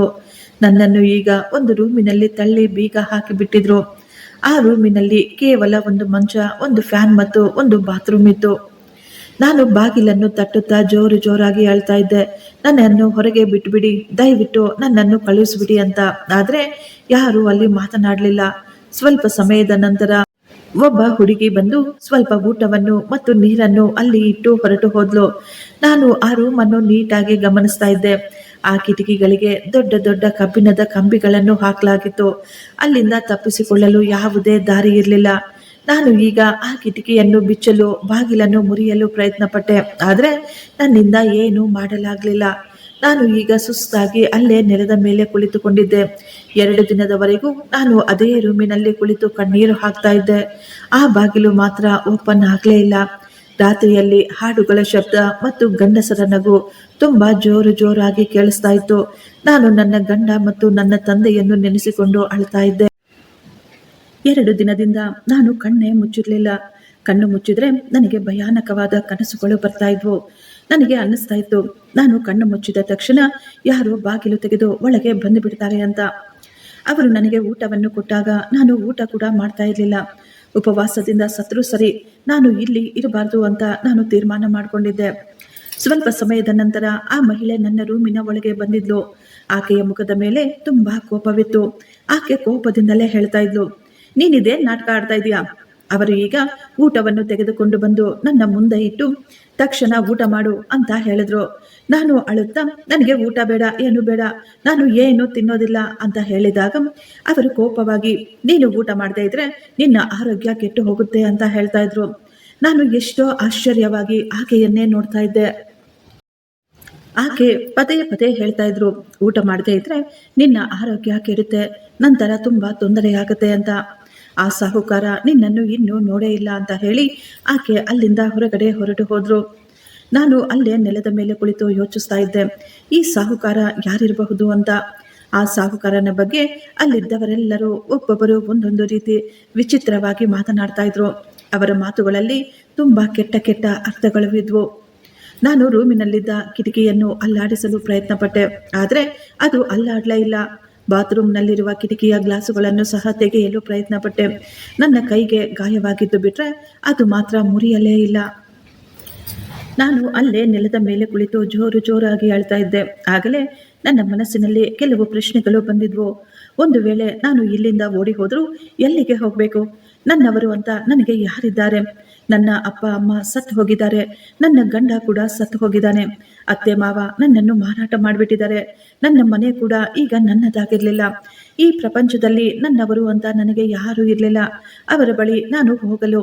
ಇದನ್ನು ಯೋಚಿಸುತ್ತಾ ನನ್ನ ಶಕ್ತಿ ಎಲ್ಲ ಒಂದೇ ಸಲ ಕುಸಿದು ಹೋಗಿತ್ತು. ಮೊಟ್ಟ ಮೊದಲ ಬಾರಿ ನಾನು ಎಷ್ಟೊಂದು ಒಂಟಿಯಾಗಿದ್ದೇನೆ ಅಂತ ನನಗೆ ಅನ್ನಿಸ್ತಾ ಇತ್ತು. ನಾನು ಹೆದರಿಕೊಂಡ ಆ ದಿನ ಕೂಡ ಈಗ ಬಂದೇ ಬಿಟ್ಟಿತ್ತು. ಎಲ್ಲರೂ ಹೇಳ್ತಾ ಇದ್ರು, ಆ ದೊಡ್ಡ ಸಾಹುಕಾರ ಬಂದುಬಿಟ್ಟಿದ್ದಾನೆ ಅಂತ. ಆ ಮಾತು ಕೇಳಿ ನಾನು ಭಯದಿಂದ ನಡುಗುತ್ತಾ ಇದ್ದೆ. ಹೊರಗಿನಿಂದ ರಾಣಿಯಕ್ಕ ಅವರ ಶಬ್ದಗಳು ಕೇಳಿಸ್ತಾ ಇದ್ವು. ಆಕೆ ಹೇಳ್ತಾ ಇದ್ಲು, ರೂಮನ್ನೆಲ್ಲ ಬೇಗ ರೆಡಿ ಮಾಡಿ, ಎಲ್ಲ ಸಾಮಾನುಗಳು ನೀಟಾಗಿರಬೇಕು, ಯಾವುದೇ ತೊಂದರೆ ಆಗಬಾರ್ದು ಅಂತ. ಸ್ವಲ್ಪ ಸಮಯದ ನಂತರ ಒಬ್ಬ ಹುಡುಗಿ ಒಳಗೆ ಬಂದಿದ್ಲು. ಅವಳ ಕೈಯಲ್ಲಿ ಕೆಂಪು ಬಣ್ಣದ ಬಟ್ಟೆಗಳು, ಮೇಕಪ್ ಸಾಮಾನುಗಳು, ಕಾಲ್ಗೆಜ್ಜೆಗಳು ಇದ್ವು. ಇವೆಲ್ಲವನ್ನು ನೋಡಿ ನಾನು ಶಾಕ್ ಆಗಿಬಿಟ್ಟಿದ್ದೆ. ನನಗೆ ಅನ್ನಿಸ್ತಾ ಇತ್ತು ನನ್ನನ್ನು ರೆಡಿ ಮಾಡ್ತಾ ಇದ್ದಾರೆ ಅಂತ. ನಾನು ಈಗ ನನ್ನ ಮದುವೆಗಾಗಿ ತಯಾರಾಗ್ತಾ ಇರಲಿಲ್ಲ. ನನ್ನ ಮಾನವನ್ನು ಹರಾಜು ಹಾಕಲು ಸಿದ್ಧತೆ ನಡೆಸಲಾಗ್ತಾ ಇತ್ತು. ನಾನು ಆ ಹುಡುಗಿಯ ಕೈಯನ್ನು ಹಿಡಿದುಕೊಂಡು ಅಳ್ತಾ ಹೇಳಿದೆ, ದಯವಿಟ್ಟು ನನಗೆ ಸಹಾಯ ಮಾಡಿ, ನನ್ನನ್ನು ಇಲ್ಲಿಂದ ಹೊರಗಡೆ ಕರೆದುಕೊಂಡು ಹೋಗಿ, ನನಗಿಲ್ಲಿ ಇರಲು ಇಷ್ಟವಿಲ್ಲ ಅಂತ ಕೇಳ್ಕೊಳ್ತಾ ಇದ್ದೆ. ಆ ಹುಡುಗಿ ಸ್ವಲ್ಪ ಸಮಯ ಸುಮ್ಮನಿದ್ದು ನಂತರ ನನ್ನ ಕೈಯನ್ನು ಪಕ್ಕಕ್ಕೆ ತೆಗೆದು, ನಾವು ಏನು ಮಾಡಲು ಸಾಧ್ಯವಿಲ್ಲ, ಇಲ್ಲಿಂದ ಹೋಗುವುದು ಅದು ಅಸಾಧ್ಯದ ಮಾತು, ನೀನು ನಮಗೆ ತೊಂದರೆ ಕೊಡಬೇಡ, ನಿನಗಾಗಿ ನನ್ನಿಂದ ಏನು ಮಾಡಲು ಸಾಧ್ಯವಿಲ್ಲ, ಇದು ನನ್ನ ಕೆಲಸ, ನನ್ನ ಕೆಲಸವನ್ನು ನನಗೆ ಮಾಡಲು ಬಿಡು, ಇಲ್ಲದಿದ್ದರೆ ಅವರು ನಿನ್ನನ್ನು ಮತ್ತು ನನ್ನನ್ನು ಸುಮ್ಮನೆ ಬಿಡೋದಿಲ್ಲ ಅಂತ ಹೇಳಿದ್ಲು. ಆ ಹುಡುಗಿಯ ಮಾತಿನಲ್ಲಿ ಅವಳ ಮುಖದಲ್ಲಿ ಎಷ್ಟೊಂದು ಭಯ ಕಾಣಿಸ್ತಾ ಇತ್ತು. ಅವಳು ಈಗ ನನ್ನನ್ನು ರೆಡಿ ಮಾಡ್ತಾ ಇದ್ಲು. ನಾನು ಸತತವಾಗಿ ಅಳ್ತಾನೆ ಕುಳಿತಿದ್ದೆ. ಕಣ್ಣೀರಿನಿಂದ ಅವಳು ಮಾಡಿದ್ದ ಮೇಕಪ್ ಎಲ್ಲವೂ ಹಾಳಾಗ್ತಾ ಇತ್ತು. ಅವಳು ಪದೇ ಪದೇ ನನ್ನ ಕಣ್ಣೀರನ್ನು ಒರೆಸುತ್ತಾ ಮೇಕಪ್ ಅನ್ನು ಸರಿ ಮಾಡಲು ಪ್ರಯತ್ನ ಪಡ್ತಾ ಇದ್ಲು. ನಾನು ಈಗ ಆ ಹುಡುಗಿಯನ್ನೇ ಗಮನಿಸ್ತಾ ಇದ್ದೆ. ಅವಳಿಗೂ ಕೂಡ ಸುಮಾರು 20 ವರ್ಷ ವಯಸ್ಸಿರಬಹುದು. ನಾನು ಅವಳನ್ನು ನೋಡಿ ಕೇಳಿದೆ, ನಿನ್ನ ಜೊತೆ ಕೂಡ ಹೀಗೆ ನಡೆದಿತ್ತಾ? ಈ ಮಾತು ಕೇಳಿದ ತಕ್ಷಣ ಆ ಹುಡುಗಿ ಸ್ವಲ್ಪ ಸಮಯ ಸುಮ್ಮನಾಗ್ಬಿಟ್ಲು. ನಂತರ ಹೌದು ಅಂತ ಹೇಳಿದ್ಲು. ಅಷ್ಟೇ, ಅವಳ ಆ ಒಂದು ಶಬ್ದದಲ್ಲಿ ಎಷ್ಟೊಂದು ನೋವು ಅಡಗಿತ್ತು. ಸ್ವಲ್ಪ ಸಮಯದ ನಂತರ ನಾನು ಅವಳನ್ನ ಕೇಳಿದೆ, ಆ ಸಾಹುಕಾರ ಎಂತಹ ಮನುಷ್ಯ ಅಂತ. ಅವಳು ಕನ್ನಡಿಯಿಂದ ನನ್ನ ಮುಖವನ್ನೇ ನೋಡುತ್ತಾ, ಇಲ್ಲಿ ಬರುವವರು ಯಾರು ಒಳ್ಳೆಯ ಮನುಷ್ಯರಾಗಿರೋದಿಲ್ಲ, ಆದ್ರೆ ಆ ಮನುಷ್ಯ ಎಲ್ಲರೂ ಹೇಳುವಂತೆ ಕೆಟ್ಟವನೇನೂ ಅಲ್ಲ, ಅವರು ಒಳ್ಳೆಯವರೇ. ನಾನು ಎಷ್ಟೊಂದು ಆಶ್ಚರ್ಯವಾಗಿ ಅವಳ ಕೈಯನ್ನು ಹಿಡಿದುಕೊಂಡು, ನೀನು ಏನ್ ಹೇಳ್ತಾ ಇದೀಯಾ ಅಂತ ಕೇಳಿದಾಗ, ಹೌದು, ನಾನು ಸತ್ಯ ಹೇಳ್ತಾ ಇದ್ದೀನಿ. ಆ ಸಾಹುಕಾರ ಅವರಿಗೆ ಸ್ವಲ್ಪ ವಯಸ್ಸಾಗಿದೆ. ಅವರು ಚಿಕ್ಕ ವಯಸ್ಸಿನಿಂದಲೂ ಯಾವಾಗಲೂ ಇಲ್ಲಿಗೆ ಬರ್ತಾ ಇದ್ರಂತೆ. ಆದ್ರೆ ಅವರು ಯಾವತ್ತೂ ಯಾರನ್ನೂ ಮುಟ್ಟಿರ್ಲಿಲ್ಲ, ಯಾವತ್ತೂ ಯಾರ ಜೊತೆಯೂ ಕೆಟ್ಟದಾಗಿ ನಡೆದುಕೊಳ್ಳಲಿಲ್ಲ ಅಂತ ಹೇಳಿದಾಗ ನನಗೆ ಅವಳ ಮಾತುಗಳು ಏನು ಅರ್ಥ ಆಗ್ಲಿಲ್ಲ. ನಾನು ತಕ್ಷಣ ಕೇಳಿದೆ, ಕೆಟ್ಟದಾಗಿ ನಡೆದುಕೊಳ್ಳುವುದು ಅಂದ್ರೆ ಏನು? ಅವಳು ಕಣ್ಣಲ್ಲಿ ನೀರು ತುಂಬಿಕೊಂಡು, ಇಲ್ಲಿ ನೋಡಲು ಎಲ್ಲರೂ ಕೆಟ್ಟವರಾಗಿ ಕಾಣಿಸ್ತಾರೆ, ಆದ್ರೆ ಎಲ್ಲರೂ ಕೆಟ್ಟವರಲ್ಲ ಅಂತ ಹೇಳಿ ಅವಳು ಬೇಗ ಬೇಗ ನನ್ನನ್ನು ರೆಡಿ ಮಾಡಿದ್ಲು. ನಾನು ಈಗ ಮದುಮಗಳಾಗಿ ತಯಾರಾಗಿದ್ದೆ. ಕನ್ನಡಿಯಲ್ಲಿ ನನ್ನನ್ನು ನಾನು ನೋಡಿಕೊಂಡಾಗ ನನ್ನ ಕಣ್ಣಿಂದ ತಾನಾಗಿಯೇ ನೀರು ಬರ್ತಾ ಇತ್ತು. ನನಗೆ ತುಂಬಾ ಭಯ ಕೂಡ ಆಗ್ತಾ ಇತ್ತು. ಆ ಹುಡುಗಿ ಈಗ ನನ್ನ ಬಳಿ ಬಂದು ನಿಧಾನವಾಗಿ ಹೇಳಿದ್ಲು, ಸಾಧ್ಯವಾದಷ್ಟು ಮೌನವಾಗಿರು, ಇಲ್ಲಿ ಅತ್ರೆ ಕಿರಿಚಿಕೊಂಡ್ರೆ ನಿನ್ನ ಕಣ್ಣೀರನ್ನು, ನಿನ್ನ ಕೂಗಾಟವನ್ನು ಕೇಳುವವರು ಯಾರೂ ಇರೋದಿಲ್ಲ ಅಂತ ಹೇಳಿ ಅವಳು ಅಲ್ಲಿಂದ ಹೊರಟು ಹೋದ್ಲು. ನಾನು ತಕ್ಷಣ ಅವಳ ಕೈಯನ್ನು ಹಿಡಿದುಕೊಂಡು, ದಯವಿಟ್ಟು ನನ್ನನ್ನು ಇಲ್ಲಿಂದ ಹೊರಗಡೆ ಕರ್ಕೊಂಡು ಹೋಗು ಅಂತ ಹೇಳಿದಾಗ ಅವಳು ತಲೆ ಬಗ್ಗಿಸಿಕೊಂಡು ಕಣ್ಣಲ್ಲಿ ನೀರು ತುಂಬಿಕೊಂಡು, ನನ್ನ ಬಳಿ ಯಾವುದಾದ್ರೂ ದಾರಿ ಇದ್ದಿದ್ರೆ ನಾನೇ ಮೊದಲು ಇಲ್ಲಿಂದ ಓಡಿ ಹೋಗ್ತಾ ಇದ್ದೆ ಅಂತ ಹೇಳಿ ಅವಳು ಅಲ್ಲಿಂದ ಹೊರಟು ಹೋದ್ಲು. ನನ್ನನ್ನು ಈಗ ಒಂದು ರೂಮಿನಲ್ಲಿ ಕರೆದುಕೊಂಡು ಹೋಗಿ ಬಿಡಲಾಯಿತು. ಈ ರೂಮು ಮೊದಲಿನ ರೂಮಿಗಿಂತಲೂ ತುಂಬಾ ಸುಂದರವಾಗಿತ್ತು. ನಾನು ಈ ರೂಮಿನ ಎಲ್ಲ ಕಡೆ ಹುಡುಕಾಡಿದೆ, ಎಲ್ಲಾದರೂ ಓಡಿ ಹೋಗಲು ಅವಕಾಶ ಸಿಗಬಹುದಾ ಅಂತ. ಆದರೆ ಇಲ್ಲಿ ಕೂಡ ಎಲ್ಲಿಯೂ ಹೋಗಲು ಅವಕಾಶವಿರಲಿಲ್ಲ. ನಾನು ಹೆದರಿಕೊಂಡು ಅಲ್ಲೇ ನೆಲದ ಮೇಲೆ ಕುಳಿತುಕೊಂಡು ಯೋಚಿಸ್ತಾ ಇದ್ದೆ, ಈಗ ನಾನೇನು ಮಾಡಬೇಕು, ಇಲ್ಲಿಂದ ಹೇಗೆ ತಪ್ಪಿಸ್ಕೋಬೇಕು ಅಂತ. ಆಗಲೇ ಆ ಬಾಗಿಲು ಓಪನ್ ಆಗಿತ್ತು. ಆ ದೊಡ್ಡ ಸಾಹುಕಾರ ಒಳಗೆ ಬಂದಿದ್ದ. ನಾನು ಹೆದರಿಕೊಂಡೆ ಆತನನ್ನು ನೋಡ್ತಾ ಇದ್ದೆ. ಆತನ ವಯಸ್ಸು ಸುಮಾರು 45ರಿಂದ 50 ವರ್ಷ ಇರಬಹುದು ಅಷ್ಟೇ. ಅವರು ನೀಟಾದ ಬಟ್ಟೆಗಳನ್ನು ಧರಿಸಿಕೊಂಡಿದ್ರು. ಅವರು ನನ್ನ ಎದುರುಗಡೆ ಬಂದು ನಿಂತಾಗ ನಾನು ಭಯದಿಂದ ನಡುಗುತ್ತಿದ್ದೆ. ನನ್ನ ಕೈ ಕಾಲುಗಳೆಲ್ಲವೂ ತಣ್ಣಗಾಗಿ ಬಿಟ್ಟಿದ್ವು. ಅವರು ಈಗ ನನ್ನ ಮುಖದ ಮೇಲೆ ಇದ್ದ ಬಟ್ಟೆಯನ್ನು ಪಕ್ಕಕ್ಕೆ ತೆಗೆದ್ರು. ನನ್ನನ್ನು ನೋಡಿದ ತಕ್ಷಣ ಅವರು ಶಾಕ್ ಆಗಿಬಿಟ್ಟಿದ್ರು. ಅವರು ನನ್ನನ್ನು ಯಾವ ರೀತಿ ನೋಡ್ತಾ ಇದ್ರು ಅಂದ್ರೆ, ನಾನು ಅವರಿಗೆ ಚೆನ್ನಾಗಿ ಪರಿಚಯ ಇರುವ ಹಾಗೆ, ನನ್ನನ್ನು ಇದಕ್ಕೆ ಮೊದಲು ಕೂಡ ಅವರು ನೋಡಿದ ಹಾಗೆ ಅವರು ನನ್ನನ್ನೇ ನೋಡ್ತಾ ಇದ್ರು. ನಾನು ಈಗ ಅವರ ಮುಂದೆ ಕೈ ಜೋಡಿಸಿ ಅಳ್ತಾ ಇದ್ದೆ, ಸರ್, ನಾನು ಅಂಥವಳಲ್ಲ, ನನ್ನನ್ನು ಇಲ್ಲಿ ಬಲವಂತವಾಗಿ ಕರೆದುಕೊಂಡು ಬಂದಿದ್ದಾರೆ, ದಯವಿಟ್ಟು ನನ್ನನ್ನು ಬಿಟ್ಟುಬಿಡಿ, ನನಗೆ ಇದೆಲ್ಲವನ್ನು ಮಾಡಲು ಇಷ್ಟವಿಲ್ಲ, ದಯವಿಟ್ಟು ನನ್ನನ್ನು ಕಾಪಾಡಿ, ನನಗೆ ಇಲ್ಲಿ ಇರಲು ಸ್ವಲ್ಪ ಕೂಡ ಇಷ್ಟವಿಲ್ಲ, ನನ್ನನ್ನು ಇಲ್ಲಿಂದ ಹೊರಗಡೆ ಕಳುಹಿಸಿಬಿಡಿ, ದಯವಿಟ್ಟು ನನ್ನ ಮಾತನ್ನು ಕೇಳಿ, ನೀವು ದೊಡ್ಡವರು, ದೊಡ್ಡ ಮನುಷ್ಯರು, ನಿಮಗೆ ತುಂಬಾ ಹೆಸರಿದೆ, ನನ್ನನ್ನು ಇಲ್ಲಿಂದ ಹೊರಗಡೆ ಕಳುಹಿಸಿಕೊಡಿ ಅಂತ ಕೇಳಿಕೊಳ್ತಾ ಇದ್ದೆ. ಆ ವ್ಯಕ್ತಿ ಸೈಲೆಂಟ್ ಆಗಿ ನಿಂತು ನನ್ನನ್ನೇ ನೋಡ್ತಾ ಇದ್ರು. ಸ್ವಲ್ಪ ಸಮಯದ ನಂತರ ಅವರು ಕೇಳಿದ್ರು, ನಿನ್ನ ತಾಯಿಯ ಹೆಸರು ಸೀತಾದೇವಿನಾ ಅಂತ. ನಾನು ನನ್ನ ಕಣ್ಣೀರನ್ನು ಒರೆಸಿಕೊಂಡು, ಹೌದು. ಈ ಮಾತು ಹೇಳಿದ ತಕ್ಷಣ ಆ ವ್ಯಕ್ತಿ ಶಾಕ್ ಆಗ್ಬಿಟ್ಟಿದ್ರು. ಅವರು ಈಗ ಏನನ್ನೋ ದೀರ್ಘವಾಗಿ ಯೋಚಿಸ್ತಾ ಇದ್ರು. ನಂತರ ಅವರು ಹೇಳಿದ್ರು, ನೀನು ನೋಡಲು ನಿನ್ನ ತಾಯಿಯ ಹಾಗೇನೆ ಕಾಣಿಸ್ತಾ ಇದೆಯಾ ಅಂತ ಹೇಳಿ ಅವರು ಈಗ ಆ ರೂಮಿನಿಂದ ಹೊರಗಡೆ ಹೊರಟು ಹೋದ್ರು. ನಾನು ಅವರ ಬಳಿ ಏನನ್ನಾದರೂ ಕೇಳುವ ಮುಂಚೆನೆ ಅವರು ರೂಮಿನಿಂದ ಹೊರಗಡೆ ಹೊರಟು ಹೋಗಿದ್ರು. ನಾನು ಎಷ್ಟೋ ಆಶ್ಚರ್ಯವಾಗಿ ಆತನನ್ನೇ ನೋಡ್ತಾ ಇದ್ದೆ. ಇವರಿಗೆ ನನ್ನ ಅಮ್ಮನ ಹೆಸರು ಹೇಗೆ ಗೊತ್ತು? ಯಾಕೆ ಅವರು ಅಮ್ಮನ ಬಗ್ಗೆ ಕೇಳಿ ಇಲ್ಲಿಂದ ವಾಪಸ್ಸು ಹೊರಟು ಹೋದ್ರು ಅಂತ ನನ್ನ ಮನಸ್ಸಿನಲ್ಲಿ ಸಾವಿರಾರು ಪ್ರಶ್ನೆಗಳು ಎದ್ದಿದ್ವು. ಇನ್ನೊಂದು ಕಡೆ ನಾನು ಈಗ ನೆಮ್ಮದಿಯ ನಿಟ್ಟುಸಿರು ಬಿಟ್ಟಿದ್ದೆ. ಆ ವ್ಯಕ್ತಿ ನನ್ನನ್ನು ಏನೂ ಮಾಡದೆ ಸೈಲೆಂಟ್ ಆಗಿ ಇಲ್ಲಿಂದ ಹೊರಟು ಹೋದ ಅಂತ. ಸುಮಾರು 2 ಗಂಟೆಯ ನಂತರ ಒಬ್ಬ ಹುಡುಗಿ ನನಗೆ ಊಟ ಕೊಡಲು ಅಂತ ರೂಮಿಗೆ ಬಂದಿದ್ಲು. ಅವಳು ಹೇಳ್ತಾ ಇದ್ಲು, ಇನ್ನು ಮುಂದೆ ನಿನ್ನ ಜೀವನವೇ ಬದಲಾಗಿ ಬಿಡುತ್ತೆ. ನಾಳೆ ನಿನ್ನ ಜೊತೆ ಏನು ನಡೆಯುತ್ತೆ ಅಂತ ನೀನು ಊಹಿಸಲು ಕೂಡ ಸಾಧ್ಯವಿಲ್ಲ ಅಂತ ಹೇಳಿದ್ಲು. ಈ ಮಾತು ಕೇಳಿ ನನ್ನ ಉಸಿರೇ ನಿಂತಂತೆ ಆಗ್ಬಿಟ್ಟಿತ್ತು. ನನಗೆ ಅರ್ಥನೇ ಆಗ್ಲಿಲ್ಲ. ಈಗ ನನ್ನ ಜೊತೆ ಇನ್ನೇನು ನಡೆಯುತ್ತೆ ಅಂತ. ಆ ವ್ಯಕ್ತಿ ಯಾರು? ಅವರಿಗೆ ನನ್ನ ತಾಯಿ ಹೇಗೆ ಗೊತ್ತು? ನಾಳೆ ಅವರು ನನ್ನ ಜೊತೆ ಏನ್ ಮಾಡ್ತಾರೆ? ನನಗೆ ಏನೂ ಅರ್ಥವಾಗ್ತಾ ಇರಲಿಲ್ಲ. ಕಾಯುವುದನ್ನು ಬಿಟ್ಟು ನನ್ನಿಂದ ಏನೂ ಮಾಡಲು ಸಾಧ್ಯವಿರಲಿಲ್ಲ. ಈಗ ಇಲ್ಲಿ ಯಾರು ನನ್ನ ಜೊತೆ ಕೆಟ್ಟದಾಗಿ ನಡೆದುಕೊಳ್ತಾ ಇರಲಿಲ್ಲ. ನನ್ನನ್ನು ರೂಮಿನಲ್ಲಿ ಒಂಟಿಯಾಗಿ ಬಿಟ್ಟು ಎಲ್ಲರೂ ಅಲ್ಲಿಂದ ಹೊರಟು ಹೋಗಿದ್ರು. ನನ್ನನ್ನು ಭೇಟಿಯಾಗಲು ಮಾತನಾಡಿಸಲು ಕೂಡ ಯಾರೂ ಬರಲಿಲ್ಲ. ಈಗ 2 ದಿನಗಳು ಕಳೆದು ಹೋಗಿತ್ತು. ಮಧ್ಯಾಹ್ನ 3 ಗಂಟೆಗೆ ನನ್ನ ರೂಮಿನ ಬಾಗಿಲು ಸಡನ್ ಆಗಿ ಓಪನ್ ಆಗಿತ್ತು. ಸೂಟು ಬೂಟು ಹಾಕಿಕೊಂಡ ಒಬ್ಬ ವ್ಯಕ್ತಿ ನನ್ನ ರೂಮಿನೊಳಗೆ ಬಂದಾಗ 1 ನಿಮಿಷ ನಾನು ಗಾಬರಿಯಾಗ್ಬಿಟ್ಟಿದೆ. ಇವನು ಯಾರು? ಈಗ ನನ್ನ ಜೊತೆ ಇವರು ಏನ್ ಮಾಡಬೇಕು ಅಂದುಕೊಂಡಿದ್ದಾರೆ ಅಂತ. ಆತ ನೇರವಾಗಿ ನನ್ನ ಬಳಿ ಬಂದು ನನ್ನ ಎದುರುಗಡೆ ಕುಳಿತುಕೊಂಡು ನನ್ನನ್ನೇ ನೋಡುತ್ತಾ, ಇಲ್ಲಿಗೆ ಬಾ ಅಂತ ಹೇಳಿದ್ರು. ನಾನು ಮಂಚದ ಆ ಮೂಲೆಯಿಂದ ಕೆಳಗೆ ಇಳಿದು ಬಂದೆ. ನನ್ನ ಕೈ ಕಾಲುಗಳು ಜೋರಾಗಿ ನಡುಗ್ತಾ ಇದ್ವು. ಆ ವ್ಯಕ್ತಿ ನನ್ನನ್ನು ನೋಡಿ ಹೇಳಿದ್ರು, ನೀನು ಹೆದರಿಕೊಳ್ಳುವ ಅವಶ್ಯಕತೆ ಇಲ್ಲ. ನಾನು ನಿನ್ನನ್ನು ಇಲ್ಲಿಂದ ಕರೆದುಕೊಂಡು ಹೋಗಲು ಬಂದಿದ್ದೇನೆ. ನಿನ್ನನ್ನು ಇಲ್ಲಿ ಯಾರು ಏನೂ ಮಾಡೋದಿಲ್ಲ ಅಂತ ಹೇಳಿದ್ರು. ನಾನು ಎಷ್ಟೋ ಸಂತೋಷಪಟ್ಟೆ. ನನ್ನ ಕಣ್ಣುಗಳಿಂದ ಸಂತೋಷದ ಕಣ್ಣೀರು ಬರ್ತಾ ಇತ್ತು. ಅವರ ಮಾತಿನ ಮೇಲೆ ನನಗೆ ನಂಬಿಕೆನೇ ಇರಲಿಲ್ಲ. ನಾನು ಪದೇ ಪದೇ ಅವರನ್ನು ಕೇಳ್ತಾನೆ ಇದ್ದೆ, ನೀವು ನಿಜವಾಗಿಯೂ ನನ್ನನ್ನು ಇಲ್ಲಿಂದ ಕರೆದುಕೊಂಡು ಹೋಗ್ತೀರಾ ಅಂತ. ಅವರು ಹೇಳಿದ್ರು, ಹೌದು, ನಿನ್ನನ್ನು ಕಾಪಾಡಲು ಇಲ್ಲಿಂದ ಕರೆದುಕೊಂಡು ಹೋಗ್ತೀನಿ. ನೀನು ಹೆದರ್ಕೋಬೇಡ, ನಾನು ಇವತ್ತೇ ನಿನ್ನನ್ನು ಇಲ್ಲಿಂದ ಕರೆದುಕೊಂಡು ಹೋಗ್ತೀನಿ ಅಂತ ಹೇಳಿದ್ರು. ಇದು ಕನಸ ಅಥವಾ ನನಸ ಅಂತಾನೆ ಅರ್ಥವಾಗ್ಲಿಲ್ಲ ನನಗೆ. ಆ ವ್ಯಕ್ತಿ ನನ್ನ ಕೈಯನ್ನು ಗಟ್ಟಿಯಾಗಿ ಹಿಡಿದುಕೊಂಡು ತುಂಬಾ ಹೆಚ್ಚಿನ ಹಣವನ್ನು ರಾಣಿಯವರಿಗೆ ಕೊಟ್ಟು ಹೇಳಿದ್ರು, ನಾನು ಈ ಹುಡುಗಿಯನ್ನು ನನ್ನ ಜೊತೆ ಕರೆದುಕೊಂಡು ಹೋಗ್ತಾ ಇದ್ದೀನಿ. ಈ ದಿನದಿಂದ ಯಾರಾದರೂ ಇವಳ ಹಿಂದೆ ಬಿದ್ದರೆ ನಾನು ಅವರನ್ನು ಜೀವಂತವಾಗಿ ಬಿಡೋದಿಲ್ಲ ಅಂತ ಹೇಳಿ ನನ್ನ ಕೈಯನ್ನು ಗಟ್ಟಿಯಾಗಿ ಹಿಡಿದುಕೊಂಡು ಅಲ್ಲಿಂದ ಕರೆದುಕೊಂಡು ಹೊರಗೆ ಬಂದರು. ಅಲ್ಲಿದ್ದವರೆಲ್ಲರೂ ನನ್ನನ್ನೇ ನೋಡ್ತಾ ಇದ್ರು. ಯಾರಿಗೂ ಅಲ್ಲಿ ಅಷ್ಟೊಂದು ಧೈರ್ಯವಿರಲಿಲ್ಲ ಆ ವ್ಯಕ್ತಿಯನ್ನು ತಡೆದು ನಿಲ್ಲಿಸಲು. ನನಗೆ ಅರ್ಥವಾಗಿತ್ತು, ಇವರು ಮಾಮೂಲಿ ಮನುಷ್ಯರೇನೂ ಅಲ್ಲ ಅಂತ. ದುಡ್ಡನ್ನು ನೋಡಿ ರಾಣಿಯಕ್ಕ ಅವರ ಮುಖದಲ್ಲಿದ್ದ ಸಂತೋಷವನ್ನು ಮಾತುಗಳಿಂದ ಹೇಳಲು ಸಾಧ್ಯವಾಗುವುದಿಲ್ಲ. ಆ ವ್ಯಕ್ತಿ ನನ್ನನ್ನು ಅಲ್ಲಿಂದ ಈ ದೊಡ್ಡ ಮನೆಗೆ ಕರೆದುಕೊಂಡು ಬಂದಿದ್ದ ಮತ್ತು ನನ್ನನ್ನು ಒಂದು ರೂಮಿನಲ್ಲಿ ಕುಳಿತುಕೊಳ್ಳಲು ಹೇಳಿದ್ರು. ಇಲ್ಲಿ ಕೂಡ ನನಗೆ ತುಂಬಾ ಭಯವಾಗ್ತಾ ಇತ್ತು. ಯಾಕೆಂದ್ರೆ ನನ್ನ ಜೀವನ ಯಾವತ್ತೂ ನನಗೆ ಸುಲಭವೇ ಆಗಿರಲಿಲ್ಲ. ಸ್ವಲ್ಪ ಸಮಯದ ನಂತರ ನನಗಾಗಿ ಬಿಸಿ ಬಿಸಿ ಊಟವನ್ನು ತರಿಸಲಾಯಿತು. ನಾನು ಶಾಂತವಾಗಿ ಕುಳಿತುಕೊಂಡಿದ್ದೆ. ಊಟವನ್ನು ತಂದಂತಹ ಕೆಲಸಗಾರರು ನನ್ನನ್ನು ಅಮ್ಮ ಅವರೇ ಅಂತ ಕರಿತಾ ಇದ್ರು. ಅಲ್ಲಿ ನನಗೆ ಎಷ್ಟೊಂದು ಗೌರವ ಕೊಡ್ತಾ ಇದ್ರು. ಸ್ವಲ್ಪ ಸಮಯದ ನಂತರ ನನ್ನ ರೂಮಿಗೆ ಒಬ್ಬ ವ್ಯಕ್ತಿ ಬಂದಿದ್ರು. ಅವರನ್ನು ನೋಡಿದ ತಕ್ಷಣ ನಾನು ಶಾಕ್ ಆಗ್ಬಿಟ್ಟಿದ್ದೆ. ನನ್ನ ಕಣ್ಣುಗಳ ಮೇಲೆ ನನಗೆ ನಂಬಿಕೆನೇ ಬರಲಿಲ್ಲ. ನಾನು ನಂಬಲೇ ಆಗ್ಲಿಲ್ಲ, ನಾನು ಇವರನ್ನು ಇಲ್ಲಿ ಈ ರೀತಿ ನೋಡ್ತೀನಿ ಅಂತ. ಆ ವ್ಯಕ್ತಿ ಬೇರೆ ಯಾರೂ ಅಲ್ಲ, ಶಂಕರ್ ಸಾಹುಕಾರರಾಗಿದ್ರು. ಆ ಮನೆಯಲ್ಲಿ ನನ್ನ ತಾಯಿಯ ಬಗ್ಗೆ ಕೇಳಿ ಅಲ್ಲಿಂದ ಎದ್ದು ಹೊರಟು ಹೋದವರು. ನಾನು ಅವರನ್ನು ಎಷ್ಟೋ ಆಶ್ಚರ್ಯವಾಗಿ ನೋಡ್ತಾ ಇದ್ದೆ. ನಂತರ ಅವರು ಹೇಳಿದ ಸತ್ಯವನ್ನು ಕೇಳಿ ನನ್ನಿಂದ ನಂಬಲೇ ಸಾಧ್ಯವಾಗಲಿಲ್ಲ. ಅವರು ಹೇಳಿದ್ರು, ಮಗಳೇ, ನನ್ನ ಮಗ ವಿಜಯ್ಗೆ ನಿನ್ನನ್ನು ಕೊಟ್ಟು ಮದುವೆ ಮಾಡಬೇಕು ಅಂದುಕೊಂಡಿದ್ದೀನಿ. ನನ್ನ ಮಗ ವಿಜಯ್ ನಿನ್ನನ್ನು ಈಗ ಇಲ್ಲಿಗೆ ಕರೆದುಕೊಂಡು ಬಂದಿದ್ನಲ್ಲ, ಅವನೇ. ನನಗೆ ಚೆನ್ನಾಗಿ ಗೊತ್ತು ನಿನಗೆ ಇದಕ್ಕೆ ಮೊದಲೇ ಮದುವೆಯಾಗಿದೆ ಅಂತ. ಆದರೆ ನಿನ್ನ ಗಂಡ ಈಗ ಜೀವಂತವಾಗಿಲ್ಲ, ಅವನು ಸತ್ತು ಹೋಗಿದ್ದಾನೆ. ನನಗೆ ನಿನ್ನ ಎಲ್ಲ ಸತ್ಯ ಕೂಡ ಗೊತ್ತಾಗಿದೆ.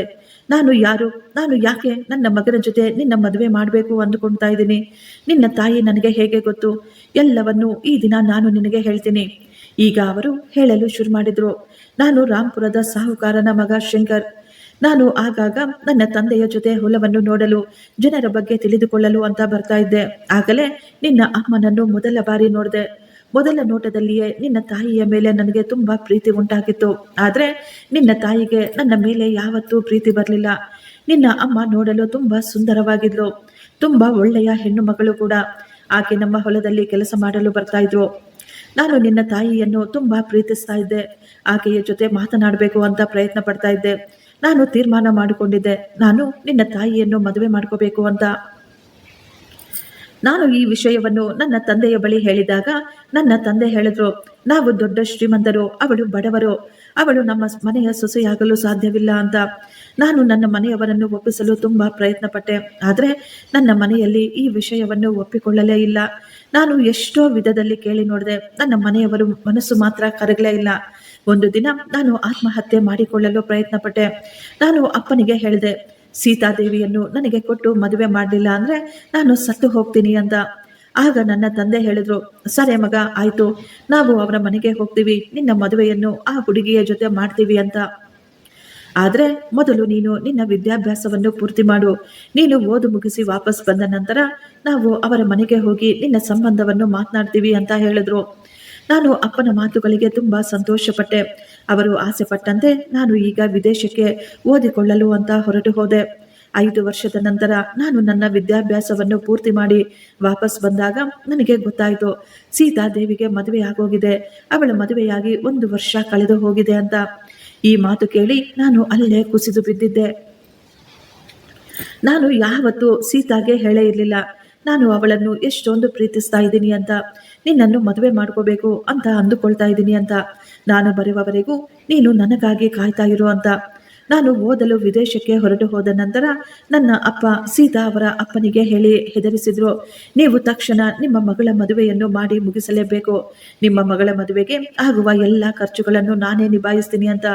ಅವರು ಬೇಕಂತಲೇ ನನ್ನಿಂದ ನನ್ನ ಪ್ರೀತಿಯನ್ನು ಕಸಿದುಕೊಂಡಿದ್ರು. ಈ ರೀತಿ ಮಾಡಿದ್ರೆ ಸೀತಾ ಶಾಶ್ವತವಾಗಿ ನನ್ನಿಂದ ದೂರವಾಗಿ ಬಿಡ್ತಾಳೆ ಅಂತ ನನ್ನ ಅಪ್ಪನ ಯೋಚನೆಯಾಗಿತ್ತು. ನಾನು ನನ್ನ ಪ್ರೀತಿಯನ್ನು ಕಳೆದುಕೊಂಡಿದ್ದೆ, ಅವಳು ಈಗ ಬೇರೆಯವರ ಪಾಲಾಗಿದ್ದಳು. ಆಗಿನಿಂದಲೇ ನಾನು ಹುಚ್ಚಿನ ರೀತಿ ಅಲೆದಾಡ್ತಾ ಇದ್ದೆ. ಆಗಿನಿಂದಲೇ ನನ್ನ ಮನಃಶಾಂತಿಗಾಗಿ ಆ ಬಂಗಲೆಗೆ ಹೋಗಲು ಶುರು ಮಾಡಿದೆ.